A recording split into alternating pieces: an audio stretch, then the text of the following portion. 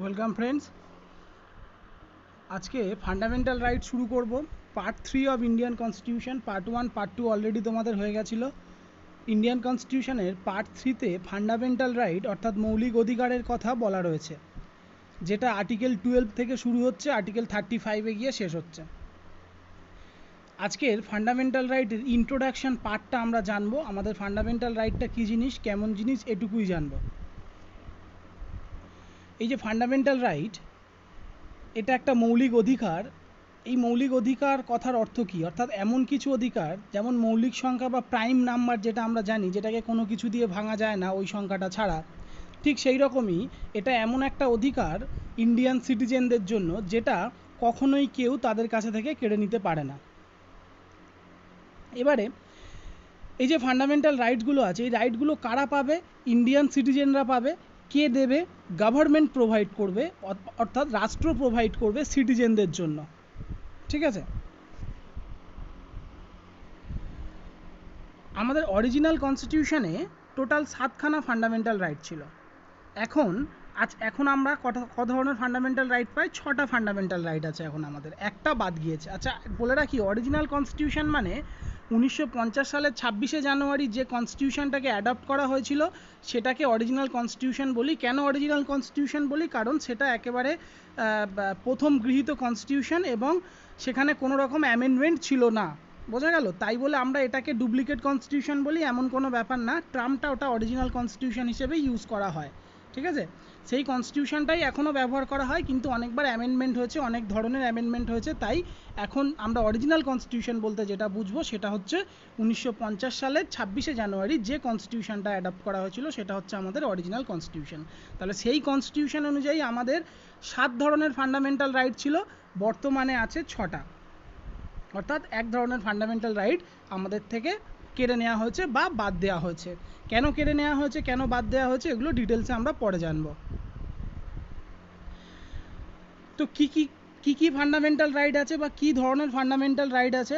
Right to equality অর্থাৎ সাম্যের অধিকার, রাইট টু ফ্রিডম স্বাধীনতার অধিকার, রাইট এগেনস্ট এক্সপ্লয়টেশন শোষণের বিরুদ্ধে অধিকার, right two freedom of religion ধর্মীয় অধিকার, কালচারাল অ্যান্ড এডুকেশনাল রাইট অর্থাৎ সাংস্কৃতিক এবং শিক্ষাগত অধিকার।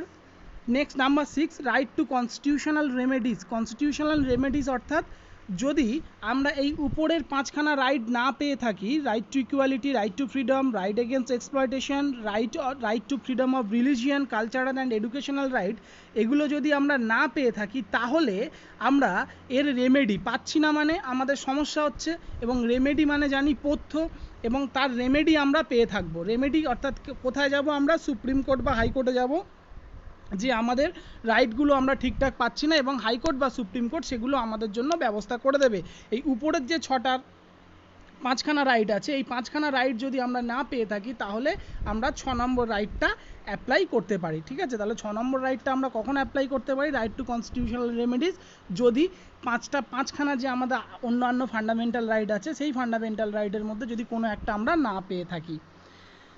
নাম্বার 7 দেখো, রাইট টু প্রপার্টি অর্থাৎ সম্পত্তির অধিকার। প্রেজেন্টলি নট অ্যাপ্লিকেবল, মানে এটা এখন অ্যাপ্লিকেবল নয়। সম্পত্তির অধিকারটা আমাদের ফান্ডামেন্টাল রাইটের যে সেট আছে সেখান থেকে তুলে নেওয়া হয়েছে 1978 সালে। কেন তুলে নেওয়া হয়েছে, কী জন্য তুলে নেওয়া হয়েছে, ডিটেলস বলবো, তবু একটু অল্প করে বলে রাখি। এটা তুলে নেওয়া হয়েছে তার কারণ হলো এই যে সম্পত্তির অধিকার। তোমাদেরকে বলেছি যে ফান্ডামেন্টাল রাইট আমাদের এমন একটা রাইট যেটা কেউ কখনো কেড়ে নিতে পারে না। এবারে এই যে সম্পত্তির অধিকার যখন মৌলিক অধিকার ছিল তখন একটা সমস্যা হতো। দেখা গেল যে এটা আমার বাড়ি, এই বাড়ির মালিক আমি, কিন্তু এই বাড়ির নিচে যদি কয়লা খনি বা তেলের খনি পাওয়া যায় তাহলে সেটা আইনত হ্যান্ড ওভার করে দিতে হয় জায়গাটা সেন্ট্রাল গভর্নমেন্টের কাছে। বোঝা গেল? কিন্তু যদি আমার রাইট টু প্রপার্টি একটা মৌলিক অধিকার থেকে থাকে তাহলে কি হবে? তাহলে এই প্রপার্টির মৌলিক অধিকার আমার, অর্থাৎ আমি নাও দিতে পারি। এর ফলে গভর্নমেন্টের প্রচুর সমস্যা হতো। যেমন যেখান থেকে সরকারি রাস্তা বা হাইওয়েগুলো যেখান থেকে গেছে, ন্যাশনাল ওয়েগুলো যেখান থেকে গেছে, বা রেলপথ যেখান থেকে প্রসারিত হচ্ছে, সেগুলো কারুর না কারুর জায়গা কোনো রকমভাবে অধিগ্রহণ করে অর্থের বিনিময়ে সেগুলো সরকার নিয়ে থাকে। কিন্তু এই রাইট টু প্রপার্টির ক্ষেত্রে প্রচুর সমস্যা হতো। যেহেতু মৌলিক অধিকার এটা একটা, তো কী করতো মানুষ তাদের সম্পত্তি সরকারকে দিতে বাধ্য না থাকলে সরকারের কিছু করার থাকতো না এবং প্রচুর ডেভেলপমেন্ট আটকে যেত এর ফলে। তো সেই জন্য ভবিষ্যতে এটাকে তুলে নেওয়া হয়েছে, এটার আলাদা কেস স্টাডিজ আছে, সেগুলো সব ডিটেলসে পরে জানবো। নেক্সট দেখো ফান্ডামেন্টাল রাইট সম্পর্কে আরও কিছু কথা। USA is the first state who makes fundamental right. USA, United State of America, এ হচ্ছে প্রথম দেশ যে ফান্ডামেন্টাল রাইট তৈরি করেছিল। তাহলে এটা পরীক্ষায় খুব ইম্পর্টেন্ট যে ফান্ডামেন্টাল রাইট পৃথিবীর মধ্যে প্রথম কোন দেশ তৈরি করেছিল তার জনগণদের জন্য। ইউএসএ তৈরি করেছিল। এখানে একটা কথা বলে রাখি, ইউএসএর ফান্ডামেন্টাল রাইট কিন্তু ইন্ডিয়ার ফান্ডামেন্টাল রাইটের থেকে অনেক কঠোর এবং অনেক বেশি ওরা পায়। যেমন একটা এক্সাম্পল দিই, ইউএসএর আমাদেরও জীবন রক্ষার অধিকার একটা ফান্ডামেন্টাল রাইট, মৌলিক অধিকার। ইউএসএরও মৌলিক অধিকার জীবন রক্ষার অধিকার, যার জন্য ইউএসএর লোক কিন্তু পার্সোনাল গান বা পিস্তল নিজের কাছে রাখতে পারে, কারণ যেহেতু জীবন রক্ষার অধিকার তার মৌলিক অধিকার, সে তার নিজের সেফটির জন্য পিস্তল বা বন্দুক লাইসেন্স করে নিজের কাছে রাখতে পারে। ভারতবর্ষে কিন্তু আমরা সেটা ঘর ঘর পারি না। এরকম প্রচুর কিছু ফান্ডামেন্টাল রাইট আছে যেগুলো ইউএসএ পারে, আমরা পারি না। আমরা ইউএসএ থেকে মূলত কনসেপ্টটা নিয়েছি, কারুর কাছ থেকে কিছু নেওয়া মানে, তারপরেই লেখাতে দেখো, the concept of fundamental right is taken from USS bill of right. আমরা ইউএসএ থেকে কনসেপ্ট নিয়েছি। যখন আমরা কনস্টিটিউশনে কিছু পড়ি দেখবে বলা থাকে কোথায় থেকে কি কি কনসেপ্ট নিয়েছি, অর্থাৎ যে ফান্ডামেন্টাল রাইট, এই ফান্ডামেন্টাল রাইট বা মৌলিক অধিকার, এই অধিকারটা থাকা সংবিধান, এটা তো একটা ভালো জিনিস। সুতরাং ইউএসএ যে ভালো জিনিসটা আছে সেই জিনিসটাকে আমরা নিয়েছি।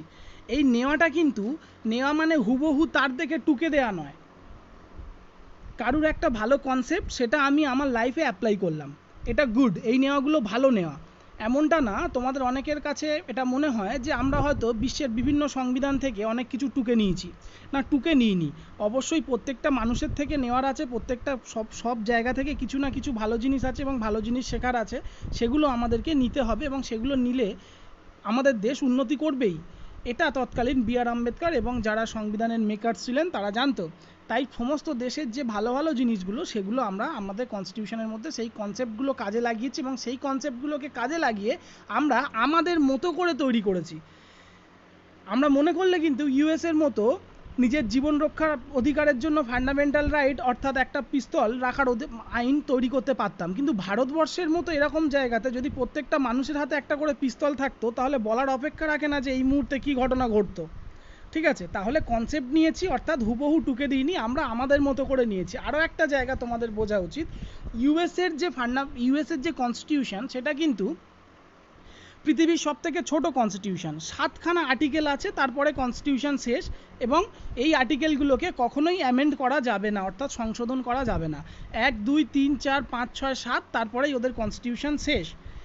তাহলে যদি ইউএসএ স্টুডেন্ট হতে তোমরা, আমি যদি ইউএসএর কনস্টিটিউশন পড়াতাম তাহলে একদিন ক্লাসে আসতাম, 1, 2, 3, 4, 5, 6, 7, 7খানা আর্টিকেল পড়িয়ে দিয়ে তোমাদের একটা চ্যাপ্টার কমপ্লিট হয়ে যেত। ব্যাপারটা এত সহজ নয়, গল্পটা এত সহজই নয়। তার কারণ ওই যে 7খানা কনস্টিটিউশনে ওদের লেখা আছে সেটা হচ্ছে ওদের বেসিক ফিচার্স, অর্থাৎ কনস্টিটিউশনের যে বেসিক ফিচার সেগুলো ওই 7টার মধ্যে লেখা আছে। এবং আমরা জানি ইন্ডিয়ান কনস্টিটিউশনেও বেসিক ফিচার্স কখনো অ্যামেন্ডমেন্ট করা যায় না। তাই ওদের ওই 7খানা বেসিক ফিচারকে বা ওই কনস্টিটিউশনের ওই 7খানা আইনকে কখনো অ্যামেন্ডমেন্ট করা যাবে না। এছাড়াও ওদের দেশে প্রচুর ল রয়েছে, প্রচুর আইন রয়েছে, প্রচুর সাংবিধানিক অধিকার রয়েছে, যেগুলো আলাদা আলাদা বিল আকারে পাস করা আছে, যেগুলোকে কনস্টিটিউশনের বহির্ভূত আলাদা আলাদা বিল আকারে পাস করা আছে এবং সেগুলো কনস্টিটিউশনের মতো করেই মান্যতা পায়। তো আমরা যে ফান্ডামেন্টাল রাইটের কনসেপ্ট নিয়েছি, ইউএসের যে মূল কনস্টিটিউশন সেটার মধ্যে কিন্তু ফান্ডামেন্টাল রাইট নামক কিছু নেই। তাহলে এই কনসেপ্টটা কোথায় থেকে নিয়েছি? এই কনসেপ্টটা ইউএসের কনস্টিটিউশন থেকে সরাসরি নিয়েছি ইউএসের বিল অফ রাইটস থেকে। দেখো লেখা আছে বিল অফ রাইটস, অর্থাৎ ইউএসএতে যে বিল অফ রাইট বলে একটা বিল রয়েছে বা আইন তৈরি করা রয়েছে, সেই বিল অফ রাইটটাকে আমরা, সেই বিল অফ রাইটের কনসেপ্ট থেকে আমরা আমাদের জন্য ফান্ডামেন্টাল রাইট বা মৌলিক অধিকার তৈরি করেছি। বোঝা গেল? নেক্সট লেখা আছে fundamental rights are enforceable by court of law. Fundamental right কিন্তু কোর্ট অফ ল দ্বারা এনফোর্সেবল। অর্থাৎ কি বলেছিলাম একটু আগে তোমাদেরকে যখন টাইপসগুলো বলছিলাম, যদি আমরা কোনো রকম ফান্ডামেন্টাল রাইট বা মৌলিক অধিকার না পেয়ে থাকি তাহলে আমরা সেটার বিরুদ্ধে কোর্টে যেতে পারি। যেমন রাইট টু রিলিজিয়াস, ধর্মীয় অধিকার আমাদের মৌলিক অধিকার, দেখা যাচ্ছে আমাকে আমার ধর্ম পালন করতে বাধা দেওয়া হচ্ছে, তাহলে আমরা কোথায় যাব? সুপ্রিম কোর্ট বা হাইকোর্টে যাব।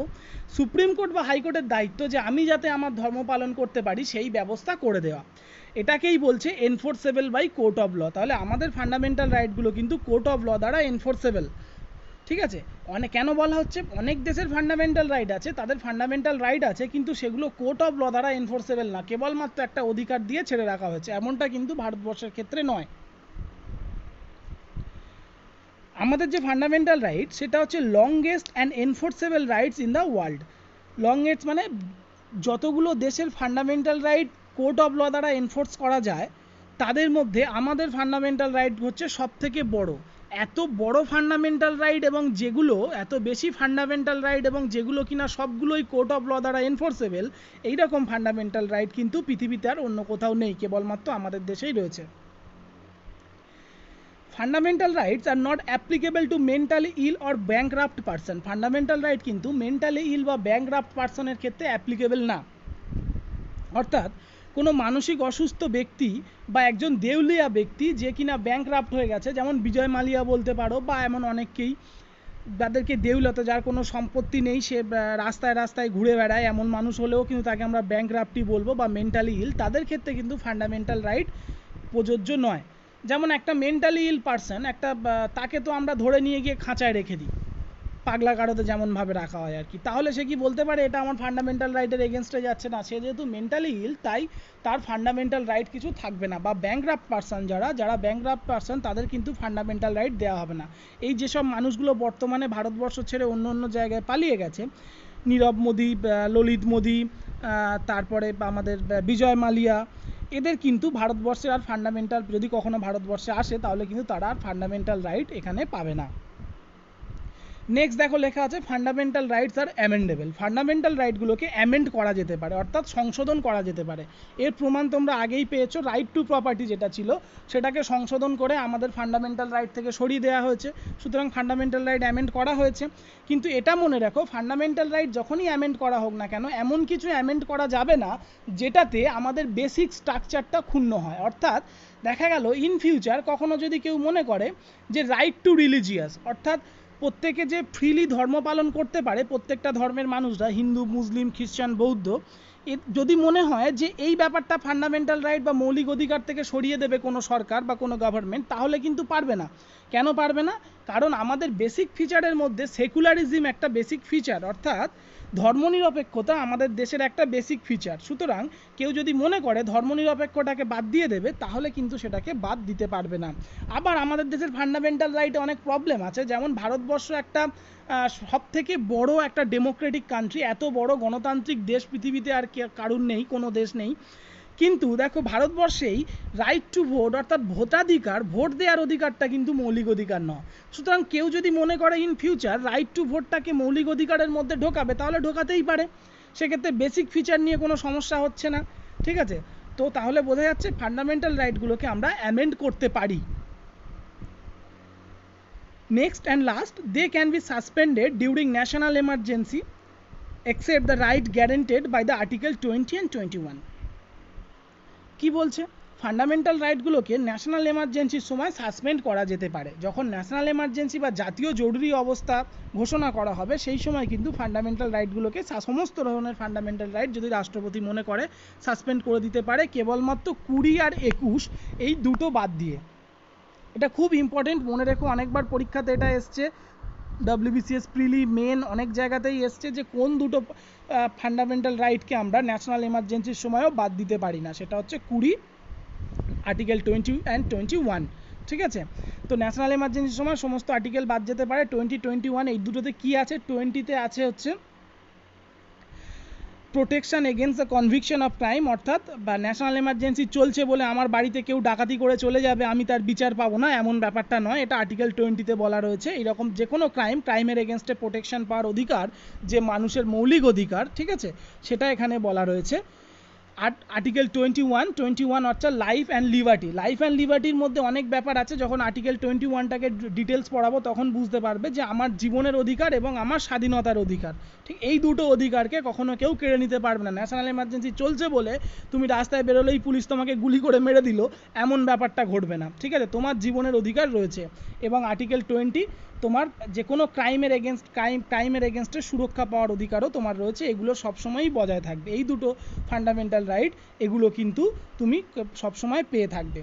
আবারও বলে রাখি, এই যে দুটো পেয়ে থাকবে, এটা পরে ডিটেলসে পড়াবো, এটা কিন্তু আমাদের অরিজিনাল কনস্টিটিউশনে ছিল না। এই দুটো ব্যাপার 1978-এ অ্যামেন্ডমেন্ট করে আমাদের কনস্টিটিউশনের মধ্যে ঢোকানো হয়েছে যে ন্যাশনাল এমার্জেন্সি চলুক আর যাই চলুক, 20 আর 21টাকে কিন্তু সকলের জন্যই রাখতে হবে। বোঝা গেল? এটা ছিল ফান্ডামেন্টাল রাইটের কনসেপ্ট। এই যে ফান্ডামেন্টাল রাইট, এর কনসেপ্টটা তোমরা ভালো করে একবার বুঝে নাও, তারপরে আমরা ডিটেল শুরু করব। আর্টিকেল 12 থেকে শুরু করব আর্টিকেল 35 পর্যন্ত, এবং একটু লং স্কেলে জানবো, একটু ভালো করে ডিটেলসে বড় বড় করে জানবো যে প্রত্যেকটা আর্টিকেলের মধ্যে কি রয়েছে। ইভেন যদি দরকার হয় প্রত্যেকটা আর্টিকেল ওয়াইজ কেস স্টাডিজগুলোও আমরা জেনে নেব, যে কোন আর্টিকেল ওয়াইজ কী কী কেস হয়েছিল ইন পাস্ট, সেগুলোকে আমরা সব জেনে নেব।